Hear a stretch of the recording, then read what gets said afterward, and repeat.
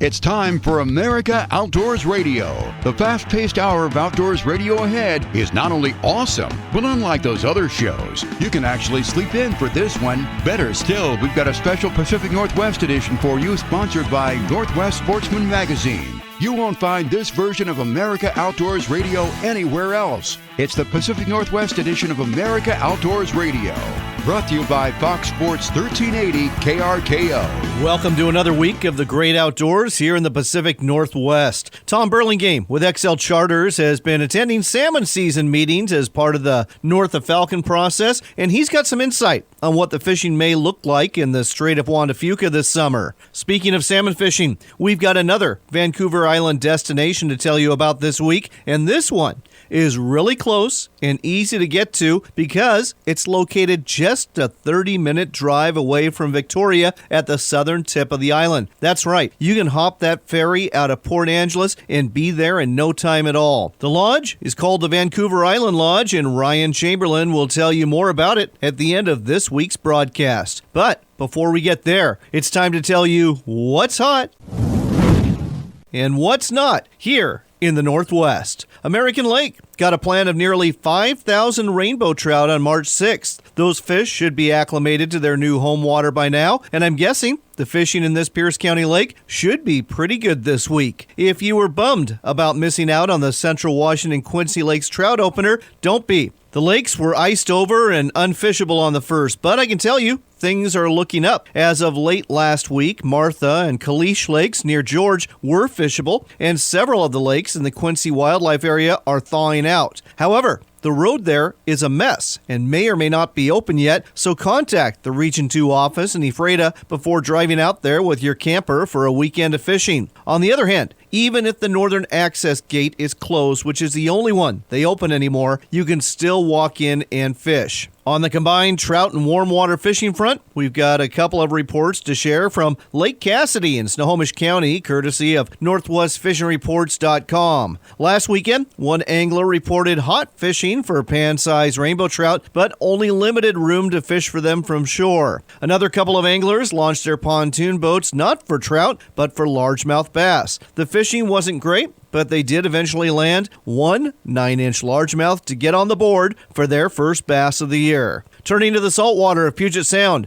Washington Department of Fish and Wildlife creel checkers found angling pressure to be relatively light for blackmouth salmon. The majority of anglers were launching from Port Angeles, the Port of Everett, and in a distant third place from Port Townsend. Fish were being brought back to all three locations, and percentage-wise, anglers launching from the Olympic Peninsula were doing better than their counterparts launching out of Everett, with the top catch rates being slightly over half a fish per checked angler. And if you're a deer or elk hunter, WDFW reminds you that you have until March 31st to enter your name into the drawing for a 2017 multi-season tag, which can greatly increase your opportunity for success in the field. The Department of Fish and Wildlife will hold the drawing in mid-April, randomly selecting names for 8,500 multiple season deer tags and 1,000 multiple season elk tags. Winners of the drawing will be eligible to purchase a special tag, allowing them to participate in archery, muzzleloader,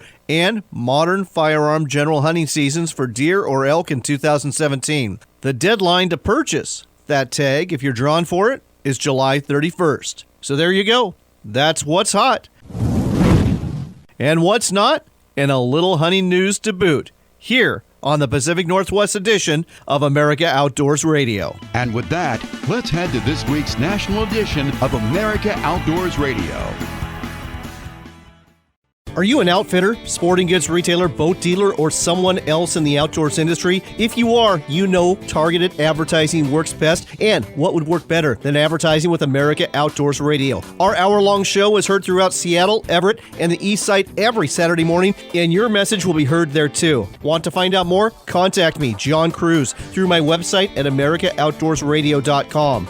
Marine Area 5 near CQ is open for a special Chinook salmon fishery from February 16th to April 30th, and XL Fishing Charters is ready to take you out for a great day on the water. One of the great things about this fishery is the fact that you get to take home not one, but 2 blackmouth a day, and Captain Tom Burlingame has the knowledge and experience to help you get that done. Find out more about fishing with XL Fishing Charters at XLFishingCharters.com. Book your trip now.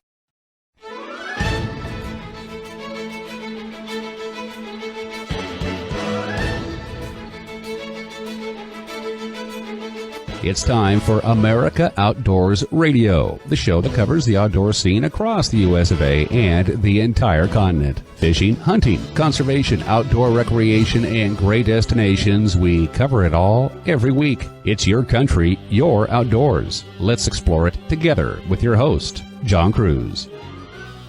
Have you ever gone humpy fishing? No, it's not a dirty thing to do. It's fun. Humpies are the nickname for pink salmon, known as such for the big humps the males develop on their back after they enter freshwater streams to spawn. Pink salmon are caught by anglers in Alaska, Washington, and British Columbia, both in the freshwater and the saltwater. They weigh 3 to 5 pounds on average and are usually very abundant and relatively easy to catch. Some folks say they're not the best table fare, but personally, I disagree. A freshly caught pink salmon cooked on the Barbie is a fine meal. So, what are the Pacific Coast pink runs looking like this year? It's a mix of mostly bad news and a little bit of good news, I'm afraid, primarily due to ocean conditions and a large blob of unusually warm water in the Gulf of Alaska, which appears to be affecting all sorts of salmon stocks. The most heavily affected area is Puget Sound in Washington State, where only 1.15 million pink salmon are expected to return,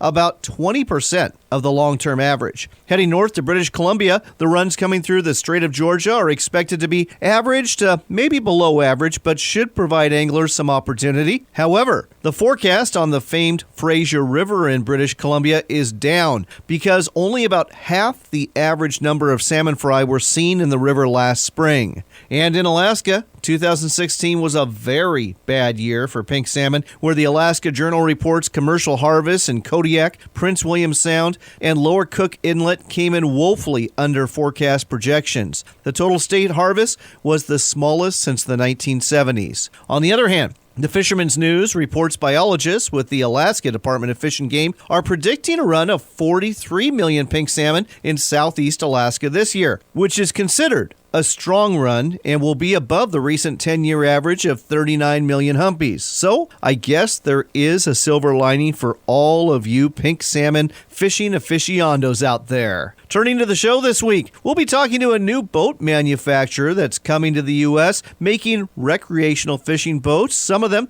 quite large and luxurious too, with a European influence. The company is Fish on Boats, and we'll be telling you more about them in a couple of minutes. Bird hunting season may be over, but it's not too early to book a trip for next year in either Alberta, Canada, or Tule Lake, California with TLC Adventures. Owner John Seibert, the owner of this guide service, will tempt you to come to Canada for an early season trout fishing, upland bird, and duck hunting cast and blast, or a standard duck goose fall field hunt, or a California late season goose hunt. In addition to that, we've got some steelhead fishing news from Northern California, and we'll check in with Randy Wells. He's a guide who's wrapping up his steelhead fishing season in Southern Oregon and heading to Seward, Alaska for fishing this spring and summer. Not only does Randy offer some early fishing opportunities in Alaska, he also is on a TV show. It's called Lunker Junkies TV. We're going to have a fun conversation with him. And sticking with steelhead,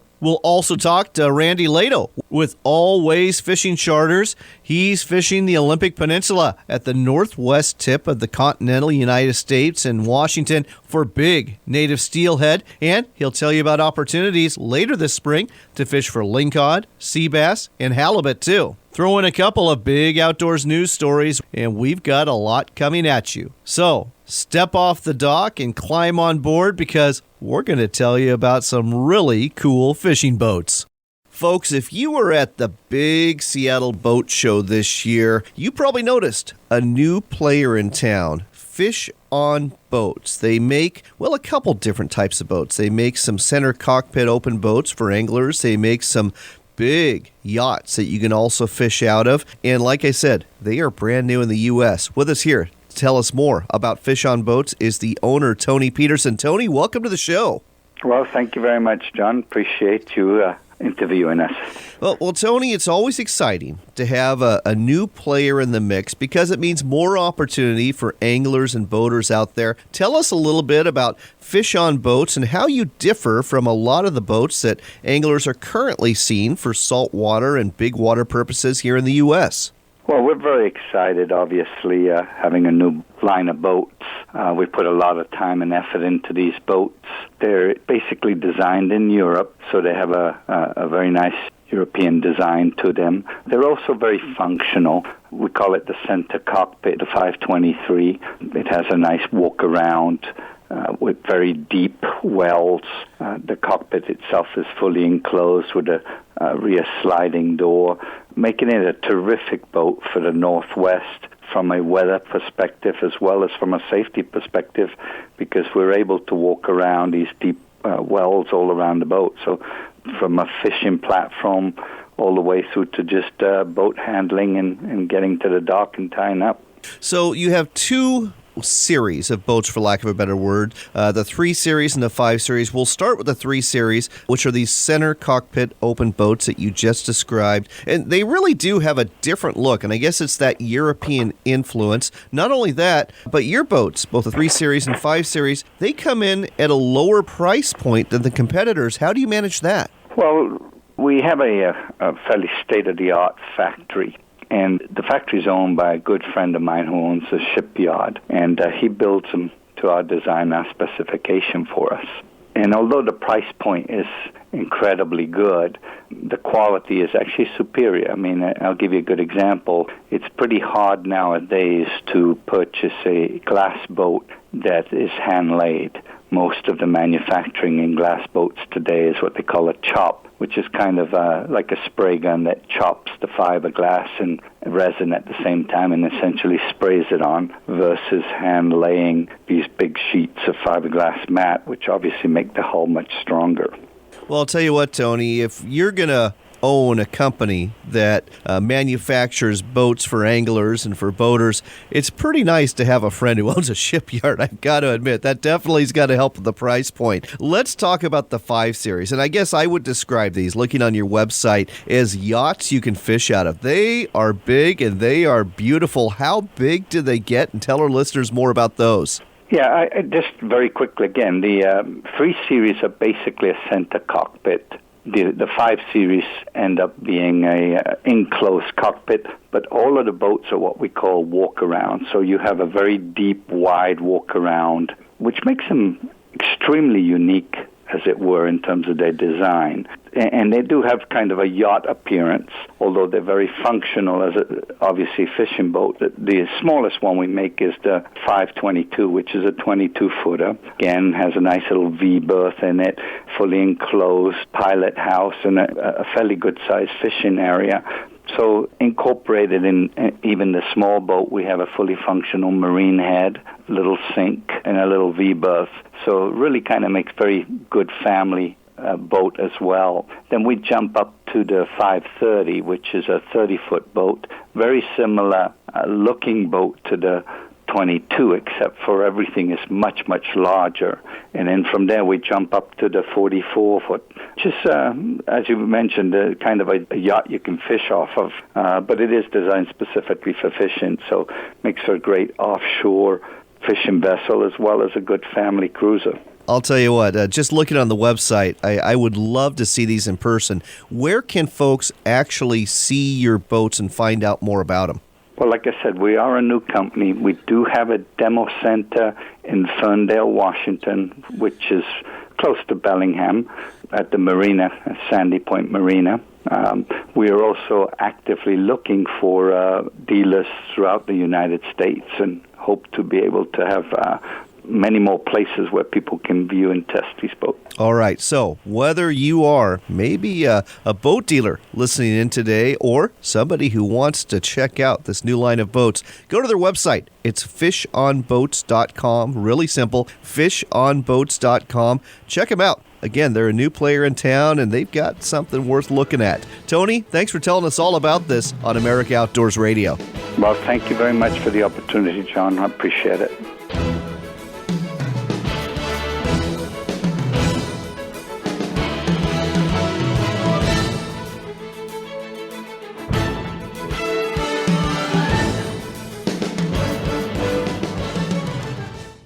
Oregon's Tillamook Bay is considered the greatest fishing experience on the West Coast for fall Chinook salmon and winter steelhead, and Dungeness crab is plentiful. 5 major rivers connect with the ocean on the Tillamook coast. It's not unusual to snag a 40 to 50 pounder. Go out in a boat or stand on a riverbank or dock. Try fishing from a dory boat and experience the thrill of a beach launch and landing. Use spinners, sand shrimp, or salmon eggs to lure them. The fish will line up to grab your bait. Go to tillamookcoast.com/fishing to find guides and places to stay. Be sure to attend the Monroe Sportsman Show April 7th through the 9th at the Evergreen State Fairgrounds, with tons of vendors offering big discounts, a lineup of expert speakers, and a stock trout pond for the kids. This show will be fun for the whole family. Admission is only $6 and kids under 12 are free, so be sure to attend the Monroe Sportsman Show, presented by Puget Sound Anglers Snow King Chapter and sponsored by Three Rivers Marine with support from the TPA Fund of Snohomish County. Find out more at monroesportsmanshow.com.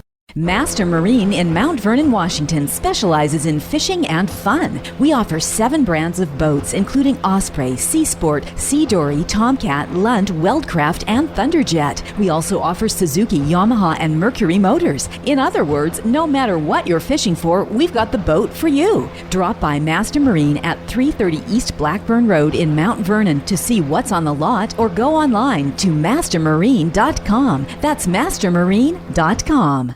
RCI X-Rail has the high-capacity magazine or accessory you need for your shotgun. Whether you're using it for tactical purposes, competitive shooting, or special hunts, where maximum round counts don't apply, RCI's X-Rail lets you get more rounds downrange faster because you don't have to reload as often. And their performance shop will race up your shotgun by opening the port for fast loading, lightening the trigger, or adding sights and accessories. RCI X-Rail is your shotgun solution because they are the shotgun people. Find out more at xrailbyrci.com.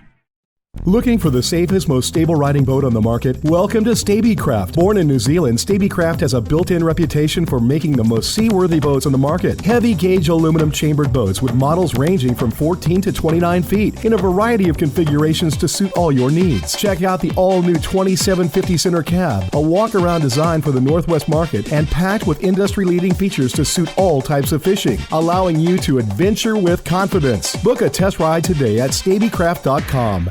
Did you check out this month's edition of Northwest Sportsman Magazine? If you didn't, you're missing out, because it's the best publication out there that covers the fishing and hunting scene, not only in Washington State, but in the entire Northwest. Northwest Sportsman Magazine has got great writers and great content you need to have to be successful. Northwest Sportsman Magazine is the publication for you. Find out more at nwsportsmanmag.com or pick up a copy at a newsstand near you.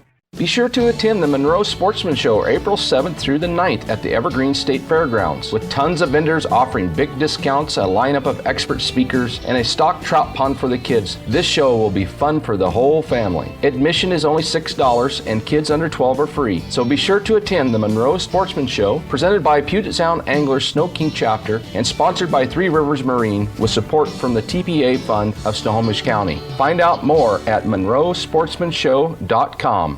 Are you an outfitter, sporting goods retailer, boat dealer, or someone else in the outdoors industry? If you are, you know targeted advertising works best, and what would work better than advertising with America Outdoors Radio? Our hour-long show is heard throughout Seattle, Everett, and the East Side every Saturday morning, and your message will be heard there too. Better still, our rates are way more affordable than you think. Want to find out more? Contact me, John Cruz, through my website at AmericaOutdoorsRadio.com. That's America Outdoors Radio, bringing you more business.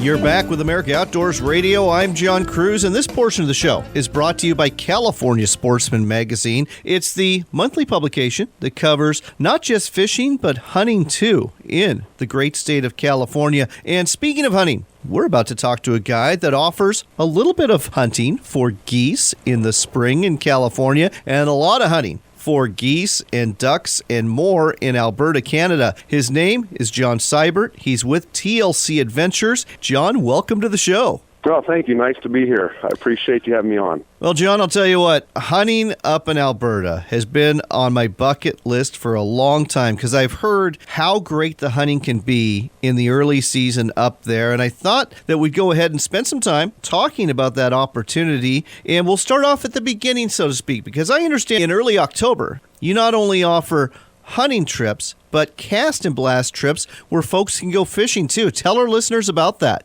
Okay, the cast and blast that we do, we start the second week of October, and a lot of people come up to do the fishing or upland game hunting and waterfowl hunting that we provide that time of year. The cast and blast consists of going out in the morning and hunting upland game or hunting ducks, whatever you prefer. Then in the afternoon, we go out and go fly fishing. We fly fish for rainbow trout, browns, and cutthroat. Nice. So let's talk about the fishing first. When you're fly fishing here, is this on a private lake or is this on a river? Or exactly what is the setting? The actual fly fishing part's on different rivers we have up there, and we have one pond actually that we fish for also. We're using 5-weight fly rods. I've been a fly fishing guide now for a little over 11 years. So it's a lot of fun to come up and do that, and there's some nice-sized rainbow trout of a 22, 23-inch fish. We got some nice cutthroats, some nice browns. Just a lot of fun, and the clients, I started a couple of years ago, and this just went off from there. People keep calling me to come back and do this, and they just really enjoy the fishing in the afternoon and the hunting in the morning. Oh, absolutely. Well, let's talk about the upland bird hunting. So this being Alberta, I've got some ideas. Are we talking pheasant? Are we talking sharp-tailed grouse? What are we talking about here for upland bird? I'm about an hour from the U.S. border, so there's a lot of upland game hunting there. It's not too far north where it gets too cold. So, yes, we have a great variety of birds to hunt. We have huns, we have sharp-tailed grouse, and pheasants also. Nice. Very nice. And so I presume you've got some dogs that you've got, or clients bringing their own dogs up? Yeah, we do both. Yes, I do have pointing dogs. I have Brittany Spaniels. I have a lab and a golden also for doing the waterfowl. And I do most definitely hope people bring their own dogs. It's fun when you have your own dog and you get to watch your own dog work. Sure. So I do enjoy having new people bring up their dogs. Plus, it gives my dogs a break. They work so hard during the season. It's kind of nice to give them a break once in a while when clients bring their own dogs. How good is the upland bird hunting up there in Alberta where you're hunting, and what are the limits? Well, of course, it's not like going to North Dakota, South Dakota for the pheasants, but the limit of pheasants is 2. The sharp-tails is 6, and the huns are 8. The sharp-tails sometimes change during the year to year. I'm not exactly sure. I can tell you before you come up, or if you want to book a hunt, I can give you the exact numbers. Because, of course, things do change year after year, and that's what the limit is. It's a very liberal limits up there in Canada, which is nice. Oh, absolutely. But as fun as the fishing is, as fun as the upland bird hunting is, I know that most folks are coming up to Alberta to go duck and goose hunting with you in that October, November timeframe. Let's talk about that. Exactly where are you hunting and how good is the hunting up there that time of year? Okay, well, the middle of October, the whole flyway hasn't came down yet. That's why we do upland game and waterfowl, or fishing and hunting, is because the beginning of the migration starts about the end of October. And that's when most of the birds come down, and we're hunting mainly farm fields. We're hunting peas, grain for the ducks, and we shoot a lot of Canadian geese, and of course the snow goose hunting is fantastic up there. We don't do a lot of water potholes if clients want to, but once they hear that you don't have to put waders on and sit in water to shoot ducks, they're like, really? You mean we can hunt from the field? So So the thing is that a lot of people, if they want to hunt potholes, we have that. We have that for you until, of course, it freezes. And we hunt out of A-frame blinds. We do lay-down blinds also. So it depends on who we have, because some people can't get up from a lay-down blind. It's hard on their stomachs to get up. We have some older people that come up, and I love having them. And so we have A-frame blinds so we can sit up. We hunt some the pothole regions also. We have marsh seats if they want to do that. We have that. But most people, once they realize I don't have to put waders on, they're like, let's go in the field and shoot mallards. So that's a lot of fun to do that. Like I said, it's mainly all grain fields and pea fields that we're hunting for the waterfowl. We're talking to John Seibert. He's the owner of TLC Adventures, offering fishing and hunting trips in Alberta, Canada, and some spring trips in California, too, that we'll talk about in a minute. But let's stick with Alberta for a minute. When folks come up and stay with you, generally, how long are they staying with you, and where are they staying? Okay, it's a little town called Lethbridge. It's about an hour across the U.S. border. It's right above Montana, the western part of Montana. if you go up that way, if you drive. I have some people that fly in. The closest big town to us is Lethbridge, is what it's called. Sure. In Alberta. And the accommodations are in a little small town called Raymond. What it is, it's you have your own bedroom. What I do is I don't take any more than 6 clients. Nice. Okay, so it's very personable, and you become good friends with them. And so, and each client has their own bedroom. They have flat screen TV in each room, queen bed, so you don't hear your buddy snoring at night. Okay, so it's 6 bedrooms, 4 bathrooms in a little town called Raymond, and that's where we stay. Are you on your own for meals? No. The meals is fully included. Everything's included on this hunt. Oh, and you asked me also about how many days. I do 4-day hunts and 5-day hunts. So a 4-day hunt, you come in on Sunday, you leave on Friday morning. So you hunt 2 full days each time you're there, from Monday to Wednesday. So you're hunting 8 hunts for the 4-day hunt. You're hunting 10 hunts for the 5-day hunt. So a lot of places I've been where you hunt 3 days, they kick you out Wednesday afternoon. Right. So you go out hunting in the morning, and you're like, oh, my gosh, I got to get back. I got to load all my clothes up. Right. They're wet. Don't worry about that. Here we have, you stay the extra night. You get up in the morning leisurely. We leave about 8 o'clock in the morning. It gets you back to the airport. And also we have a washer and dryer. I have a great facilities for the dogs to stay in. It's all fully heated for them. And we have an extra washer and dryer. So if your stuff is totally wet, you can dry it before you go home, which is, I think, a big advantage of having that extra day, extra evening to hunt, actually. Oh, sounds fantastic. Now, we are starting to run short on time, but I don't want to neglect the hunting you offer in the spring in California near Tule Lake for geese. Tell our listeners really quick about that opportunity. Okay, yes. We do snows and specs. We have a 5-day season up here in Tule Lake, and it's hunting all on private property. And it's my property, and we have tip blinds. On certain years we have tip blinds, and we have lay-down blinds, A-frame blinds, and so on. Just finished that season, and it was a great one. So, yeah, that'd be great to come on out and do that. If you want to meet me first before you go to Canada, you can come and join me and do that hunt. All right, so you've got opportunities for spring hunting for specks and snow geese near Tule Lake in California, but I'll tell you what, really popular. You are already going to be on a waiting list for next year, but you might want to contact them now to see if you can get on that waiting list, or maybe book for 2 years from now, or you can book right now for a cast and blast upland bird and trout fishing opportunity, or duck and trout fishing opportunity, or just duck and goose hunting in Alberta. It sounds fantastic. The website to go to is tlcadventures.com. That's tlcadventures.com. John Seibert and his crew are ready to take care of you, whether you want to hunt in Alberta or in California. John, thanks for telling us all about this on America Outdoors Radio. Thank you so much for having me on. I appreciate it.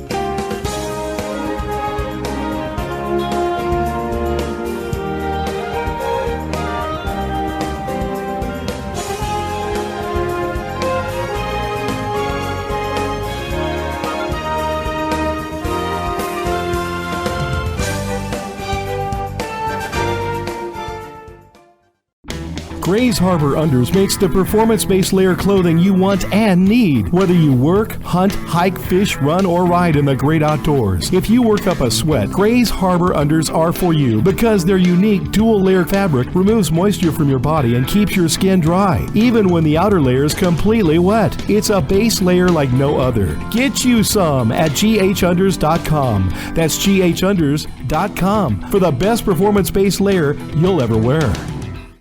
Low-limit saltwater salmon fishing got you down? Don't be sad. Head to the mighty Columbia River and get into the great steelhead and salmon fishing going on this year. Mike Salazar with Salt to Summit Guide Service is the man to go fish with. He's got over 25 years experience and knows how to catch a limit of fish. In fact, he's so confident in your success, he'll guarantee a fish. Book your Columbia River trip now at salttosummit.com. That's salt, then the number 2, then summit.com.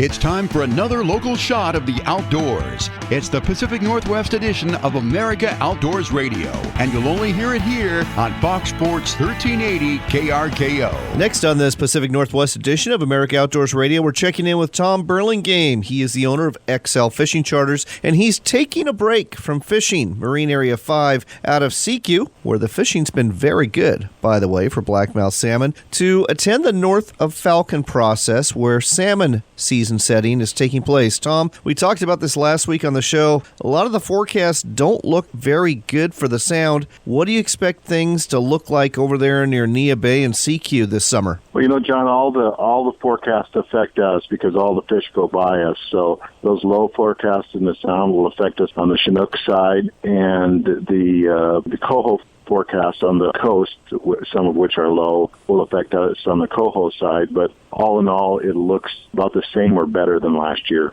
Okay, so we did get a fishery later in the year last year, so I'm guessing, and I know this is a crystal ball at this point, it's way too early to say, but you're optimistic there will be some fishing off of Neah Bay and CQ for salmon in August, September timeframe? I think so. Maybe a little earlier than that, John, maybe July and August time frame. But like you say, it's really early, and it's really hard to predict what the season will be. I understand. Well, I appreciate the fact that you were looking out for the interests of anglers, especially in that neck of the woods where not a lot of representation takes place. And folks, if you want to find out more about booking a trip right now with Tom out of Marine Area 5 and CQ or later this summer, go to his website. It's easy to find. It's xlfishingcharters.com. That's XL spelled EXCEL, fishingcharters.com. Tom, thanks as always, and we'll talk to you again next week. Thank you, John. Appreciate it. There's a whole bunch more of the great outdoors coming your way on Fox Sports 1380.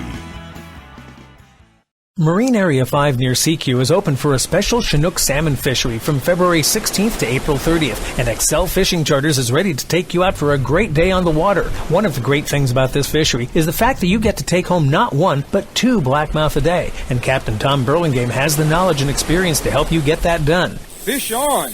Need a place to stay? Excel Fishing Charters can help you with that too, because they also operate the inn at Neah Bay. Find out more about fishing with Excel Fishing Charters at excelfishingcharters.com. That's EXCEL fishingcharters.com. Book your trip now. Looking for a way to get the message out about your business to hunters and anglers throughout the Seattle and Everett area? Then consider advertising with America Outdoors Radio on Fox Sports 1380 KRKO. To find out more, contact John Cruz through his website at americaoutdoorsradio.com.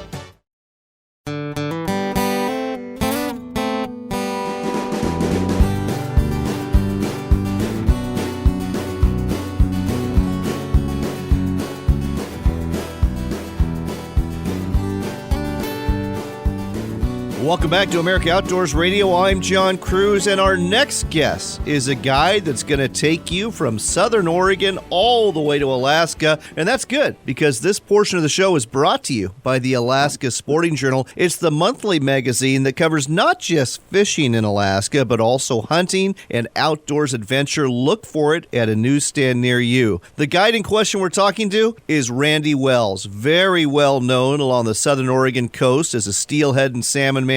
You may have also seen him on television on Lunker Junkies TV, and yes, he fishes out of Seward, Alaska too. Randy, welcome to the show. Thanks for having me, John. So Randy, I know you're just finishing up your season down off the Oregon coast. Been kind of a tough couple weeks with just high waters. How's it been? Have you been able to get anything done on the Chetco or the Elk or the Sixes River down there? You're right. It has been a tough year this year for the entire state of Oregon with the amount of rain that we've had. We've really, really had to just watch the river flow gauges and kind of predict when we're going to be allowed to fish. Normally, we could fish 10, 12 days in a row.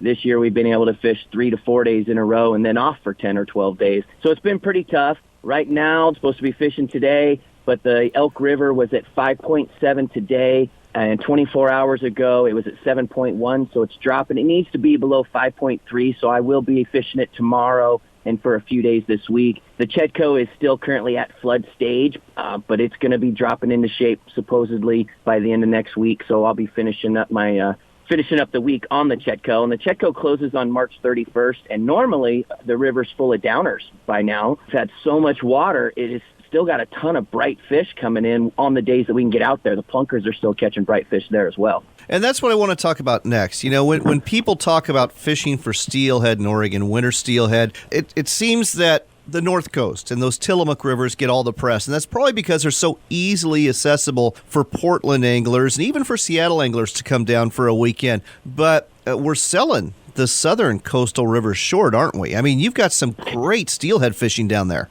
Both, yeah. For example, the Chetco, both salmon and steelhead is phenomenal. We've got an amazing broodstock program for both salmon and steelhead. One thing that's really, really great about the Chetco is all of our hatchery fish are created from last year's native stock. Nice. And it's all 100% angler donated. So we have these fish boxes up and down the river, these live fish wells, right? And anglers will hook up a fish, and if it's a native, a lot of us resident guides, we're allowed to have these live wells in our boat, and we'll put natives in there throughout the day and then drop them in a pen, that are staged up and down the river. And we need 120 native steelhead to create next year's and the year after's hatchery return. But that way we don't get a weak drain of hatchery fish, whereas on a lot of rivers on the North Coast where they're 100% hatchery return fish, meaning they come from the hatchery, they return to the hatchery, and they just keep reproducing hatchery fish. And that's why you'll hear guys say, oh they'll hook a fish and be like, yep, that's a hatchery fish. And in all reality, you can tell if it's a 3 or 4 year hatchery fish. It's just a weak fish. Yep. But down on the Chetco, we don't have that, and it's definitely an overlooked river. A lot of guys from the northern area, they think it's too far of a drive. But actually, with Penn Air, you can fly out of Portland to Crescent City, California, which is only 10 minutes from the Chetco, right? Right. For $100. Wow. $100 one way, and they make two or four flights a day. So I have a lot of anglers who are hip to that fly down. We pick them up from the airport, and fish and make it happen that way. Oh, that's fantastic. And by the way, I hope somebody from the Washington Department of Fish and Wildlife Fish Program or some of the other state fish and wildlife programs is listening to this ingenious idea to go ahead and get the best possible hatchery fish by matching the wild fish genetics. That is great stuff, Randy. Let's turn our attention from Oregon to Alaska, because that's where you're heading next. You're going to be fishing out of Seward. Tell us about the operation you've got going up there. Yep, so on March 27th, I head home. I'm actually an Alaska resident, so I'm in Seward for about 7.5 months every year, and then I come down to Brookings for the salmon steelhead season. So we'll start fishing for a king salmon in Resurrection Bay. I got my first king last year on April 8th. Wow. And we'll fish those. Yep. So we'll fish those April, May. Mid-May, we start leaving Resurrection Bay and chasing halibut and rockfish and more kings. And we're actually catching what's called feeder kings outside of Resurrection Bay. And those are fish that aren't ready to go to the ocean this year. To the river this year. They're going to be going to the river next year. Right. So they are just an aggressive, fat, juicy fish. It's really a lot of fun to catch them out there in the salt. But in Seward, a lot of folks don't realize that we actually have a hatchery king program, and I did an article about it last June in the Alaska Outdoor Journal. Almost 200,000 hatchery kings are planted every year to return to Seward, and it's 100% for angler harvest. Wow. There's no river for them to go up. They dump them in the bay, to acclimate them in the bay. So they just come to the bay. That you'll actually watching them swim around the boats in the harbor because they have nowhere to go. It's a 100% angler harvest. This is really interesting to me because what you're describing sounds very similar in certain ways to what's happening in Puget Sound with blackmouth in terms of also salmon that aren't ready to come back and salmon that are, basically being caught in the salt there with one exception. The fishing, I'm guessing, up where you're at in Resurrection Bay sounds like it's a whole heck of a lot better than it's been for a lot of anglers down in Puget Sound with the low returns we've been having. Yep. So last year, like I said, I got my first fish April 8th, and we ended the day with 4 for 2 anglers. But we don't get pressure, that we have in a lot of the other places. In fact, from April till June 1st, I'm pretty much the only boat on the water. Well, I'm going to interrupt you there, Randy, because this is really interesting to me. Because you go to a sportsman show and you walk up to a booth that offers Alaska fishing, and invariably the season starts in June. It goes basically the end of August, early September. So to hear that I could book with you and be fishing in April or May, that's really unusual, and what an opportunity. Yeah, and the halibut fishing is good. They're coming back from the deep water spawn. They're coming into shallow water. They're chasing bait. They're extremely aggressive. They're close. They're easy to catch. The rockfish are just insane. I've got some videos on my website where we're actually trying to fly fish for rockfish, and these are big rockfish. They're in that 4 to 12 pound class, and we're holding the flies out of the water and watching these rockfish jumping out of the water to try to hit the fly. I mean, it's even easier than shooting fish in a barrel. This sounds like a hoot. It's incredible.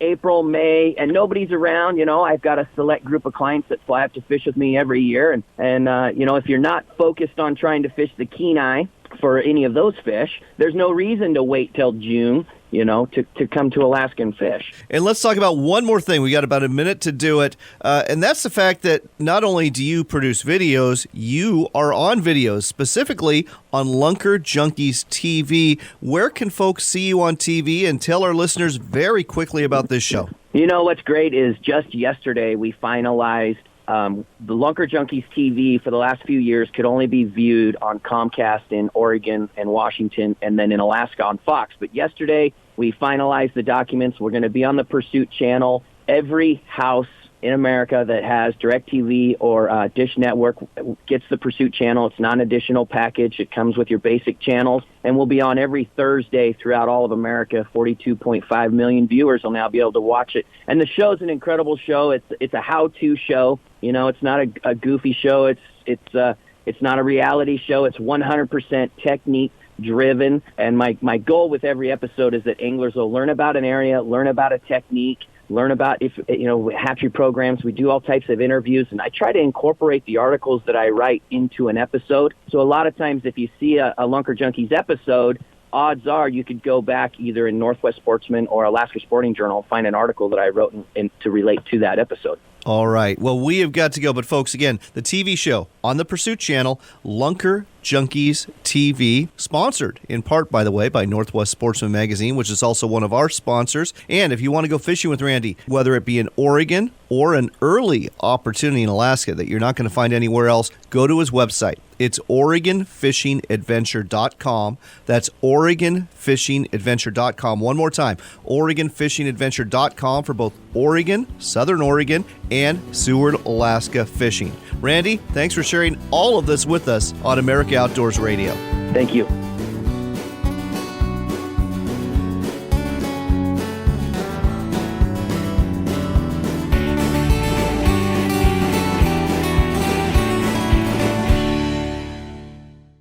Master Marine in Mount Vernon, Washington specializes in fishing and fun. We offer 7 brands of boats, including Osprey, Sea Sport, Sea Dory, Tomcat, Lund, Weldcraft, and Thunderjet. We also offer Suzuki, Yamaha, and Mercury motors. In other words, no matter what you're fishing for, we've got the boat for you. Drop by Master Marine at 330 East Blackburn Road in Mount Vernon to see what's on the lot, or go online to mastermarine.com. That's mastermarine.com.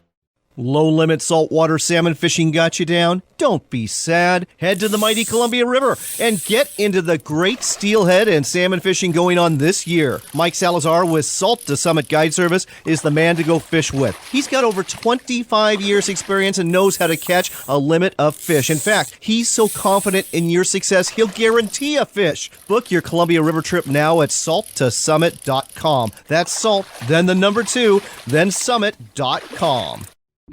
Grays Harbor Unders makes the performance-based layer clothing you want and need, whether you work, hunt, hike, fish, run, or ride in the great outdoors. If you work up a sweat, Grays Harbor Unders are for you because their unique dual-layer fabric removes moisture from your body and keeps your skin dry, even when the outer layer is completely wet. It's a base layer like no other. Get you some at ghunders.com. That's ghunders.com for the best performance-based layer you'll ever wear. Tillamook Bay is considered the greatest fishing experience on the west coast for fall Chinook salmon and winter steelhead, and Dungeness crab is plentiful. 5 major rivers connect with the ocean on the Tillamook coast. It's not unusual to snag a 40 to 50 pounder. Go out in a boat or stand on a riverbank or dock. Try fishing from a dory boat and experience the thrill of a beach launch and landing. Use spinners, sand shrimp, or salmon eggs to lure them. The fish will line up to grab your bait. Go to tillamookcoast.com/fishing to find guides and places to stay. Looking for the safest, most stable riding boat on the market? Welcome to Stabicraft. Born in New Zealand, Stabicraft has a built-in reputation for making the most seaworthy boats on the market. Heavy gauge aluminum chambered boats with models ranging from 14 to 29 feet in a variety of configurations to suit all your needs. Check out the all-new 2750 center cab, a walk-around design for the Northwest market and packed with industry-leading features to suit all types of fishing, allowing you to adventure with confidence. Book a test ride today at stabicraft.com. Be sure to attend the Monroe Sportsman Show April 7th through the 9th at the Evergreen State Fairgrounds, with tons of vendors offering big discounts, a lineup of expert speakers, and a stock trout pond for the kids. This show will be fun for the whole family. Admission is only $6 and kids under 12 are free, so be sure to attend the Monroe Sportsman Show, presented by Puget Sound Anglers Snow King Chapter and sponsored by Three Rivers Marine with support from the TPA Fund of Snohomish County. Find out more at monroesportsmanshow.com.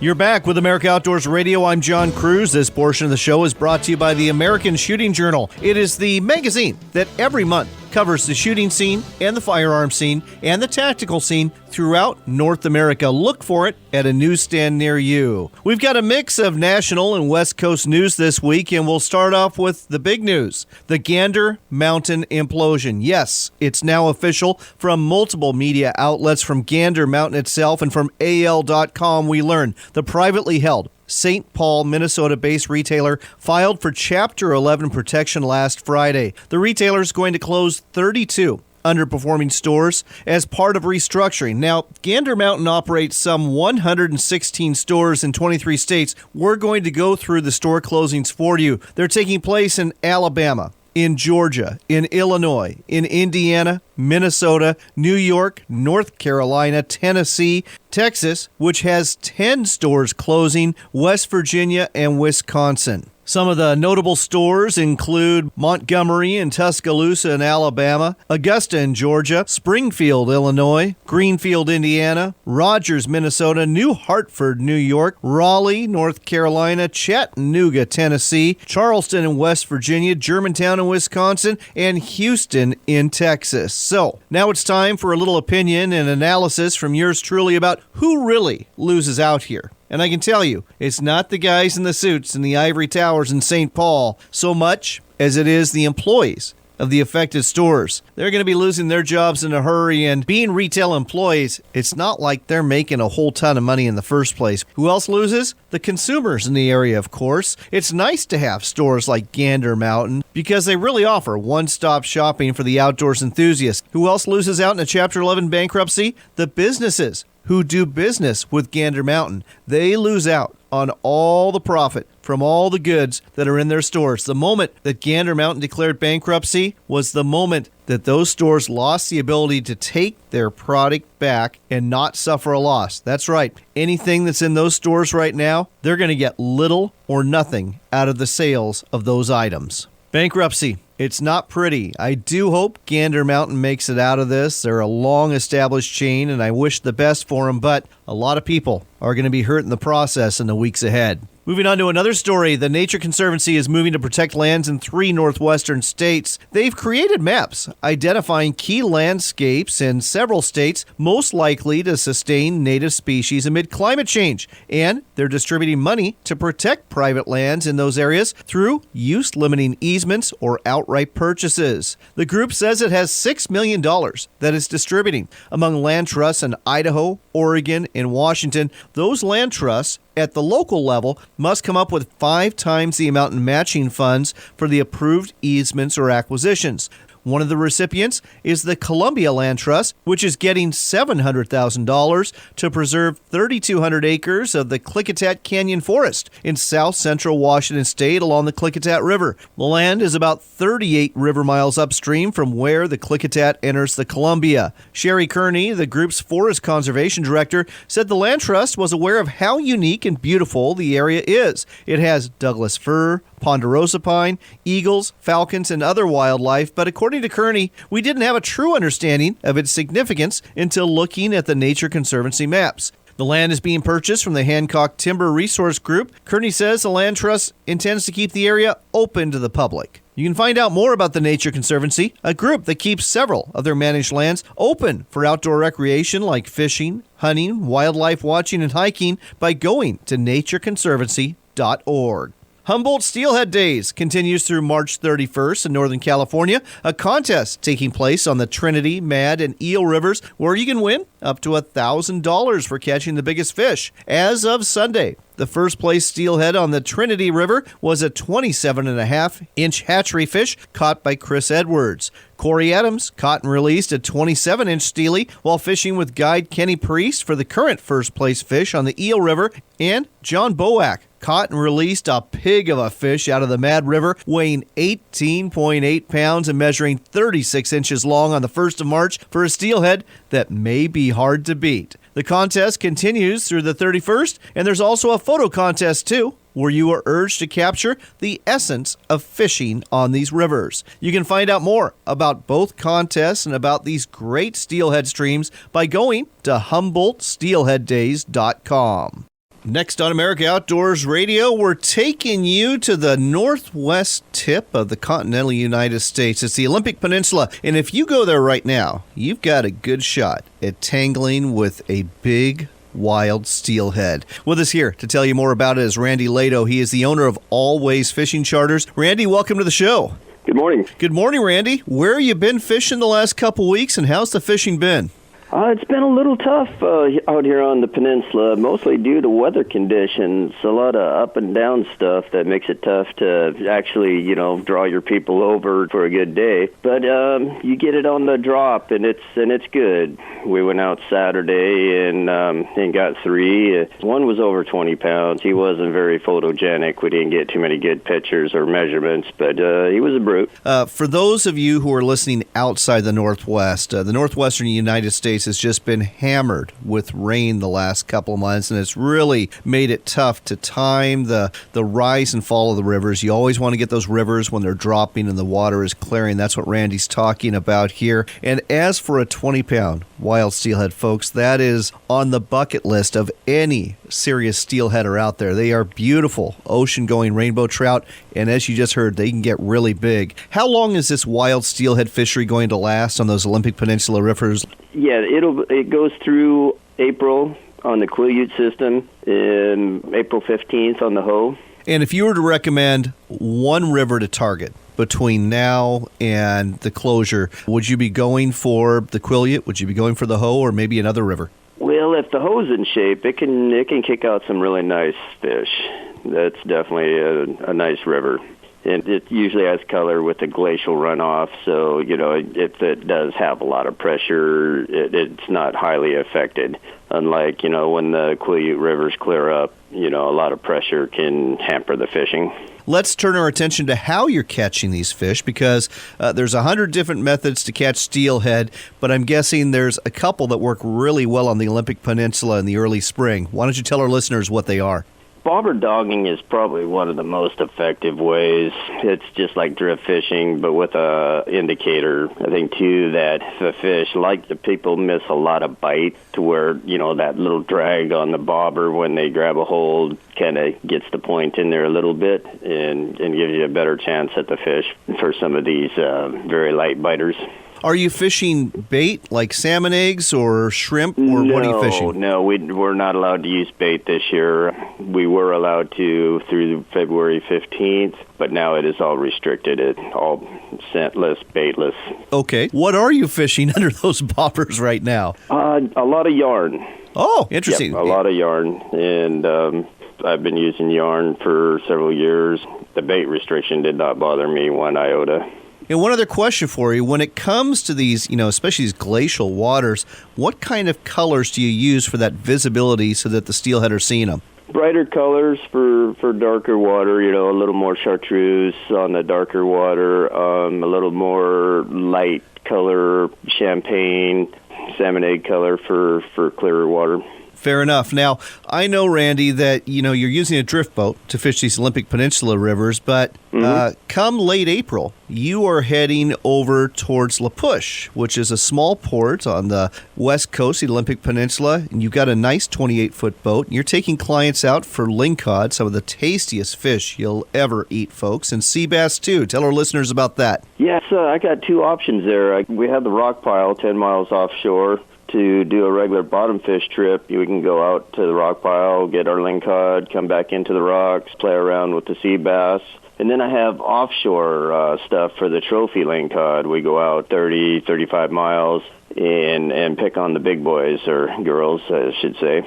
There you go. We are running out of time, but if you want to book a trophy wild steelhead trip this spring, or maybe a saltwater trip for sea bass and lingcod, go to allwaysfishing.com. That's all with two L's, allwaysfishing.com. Randy will be happy to take you out for a great day on the water. Randy, thanks for sharing this with us. You bet, anytime.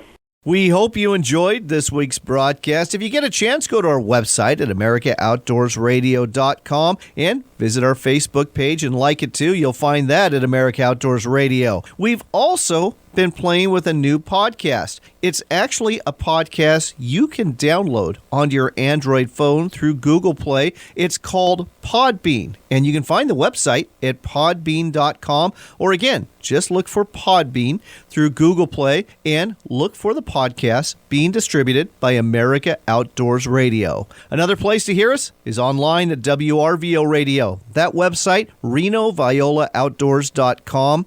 I don't know about you, but I've got the fishing bug bad, and I need to get out there to a lake or a stream in a hurry. I hope the good Lord blesses you in the week ahead, and until next week, remember, it's your country and your outdoors.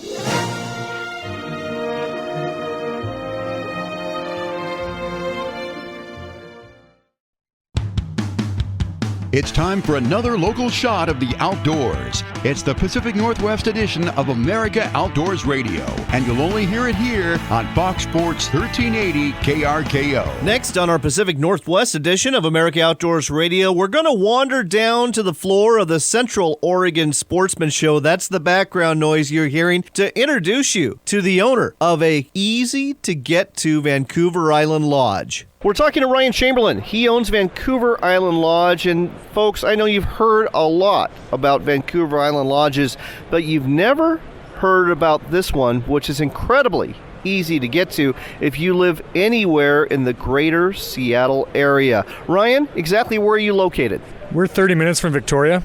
You can take a Port Angeles ferry or the Anacortes or the Vancouver, British Columbia ferry, and then we're pretty much 45 minutes from those terminals. Well, that's fantastic, because for most of those lodges that are up on the north end of Vancouver Island, it's a full day. This is a pretty easy trip, isn't it? Yes, it is. I mean, nice thing as well is that we're in calm waters. We're protected from the swells from the Washington coastline, and just more comfortable trip. Other things to do besides fishing. You know, we are 30 minutes from Victoria. That is a tourism hub in itself, but it's a great place for the kids. We have zip line, paddleboarding, kayaking as well right around our lodge, and yeah, it's a great experience. Well, let's talk about your lodge. It's right on the water. You got a little bit of a beach there. Sounds like a great place to spend some time at. Yeah, it's a great place to eat some crabs at the end of the day. I mean, we have a horseshoe pit, pool table. We got a beautiful landscaped yard. We have a hot tub on the deck to relax in. I mean, yeah, it's just a comfortable situation, really.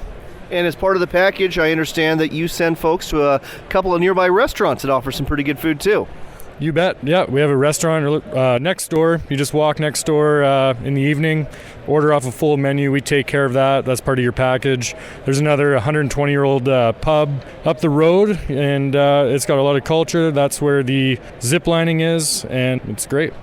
All right. Stay tuned, because next week we're going to tell you about the fishing you can do. But for now, if you want to find out more about Vancouver Island Lodge, go to their website, which is VancouverIslandLodge.ca. That's VancouverIslandLodge.ca, VancouverIslandLodge.ca. It's the easiest fishing trip you're ever going to get to on Vancouver Island. Thanks, Ryan. Thank you.